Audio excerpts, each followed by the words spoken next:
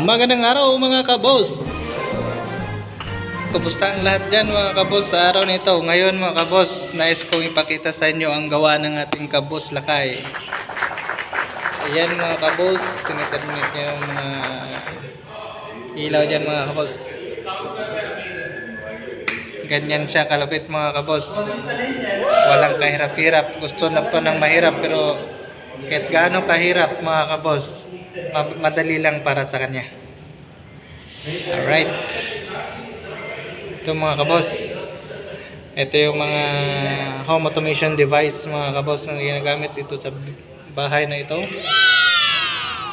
Ayan, yung nasa taas, mga dimmer. Itong sunod, switch actuator for lighting.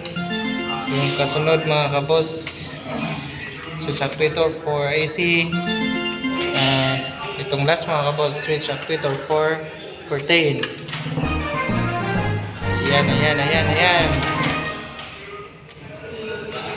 Nadali niya mga kabos.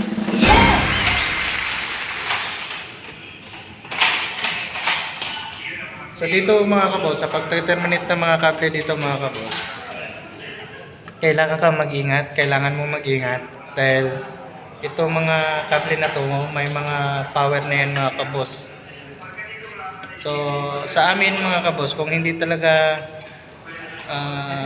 kung talagang langanin mga kabos, kung hindi ka sigurado dyan sa pagawa, kailangan mo patayin yung main DB para hindi ka makukuryente. Pero sa ginawa ni Boss Lakay ngayon mga kabos, walang patayan ng DB, kayang-kaya niya, walang kaba-kaba, pambihira. Ayan o. Yan, yung mga nakapindot na yan, naka-green na yan mga kabos, ay naka-on yung mga AC niyan. Ito yung curtain, hindi pa yun nagawa mga kabos. Power na lang ang kulang niyan. Pro testing mamaya pagkatapos. Ayan. Natapos na, mag-testing na mga kabos. Nakayan mga kabos. Ito yung napakasipag nating boss, kabos dito sa ating page mga kabos. Ito talaga siya oh. Yan. Kahit walang trabaho, gusto maghanap ng trabaho, yan ang dapat tularan mga kabos. Hindi hyper to. Araw-araw itong nakasama dito sa site mga kabos. Pero ni isang beses hindi to nakita ang humina.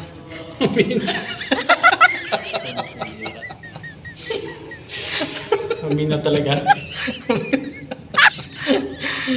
Dito nakita ang humina mga kabos. Ayan, ganyan lang mga kabos yung paglagay ng mga kable dyan. Sok lang sa gilid. Kung saan siya pwedeng dumaan. Ganyan lang, pero talagang extra ingat talaga dyan mga kabos. Dahil itong DB na to ay powered up na. Dyan na yung power mga kabos talaga.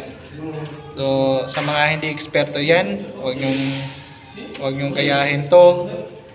For safety para sa inyo na gumagawa, kailangan nyo patayin yung main DB ng electrical para maiwasan yung hindi natin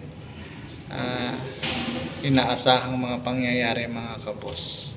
Ayan, talupan na yan mga kabos. Putulin konti, talupan na konti, at isuksok konti doon sa mga extra port na yan mga kabos. Ayan mga kabos.